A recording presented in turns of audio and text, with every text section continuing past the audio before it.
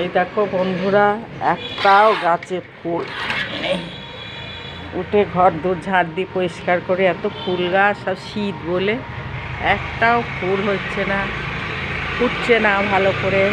সাদা অপরাজিতা, কিন্তু এই দেখো সব, এই দেখো সব ফুল গাছ। স্থলপদ্ম দুটো কুড়ি আছে, ফুটবে দুদিন পর। স্থলপদ্ম দুটো ফুটে আছে।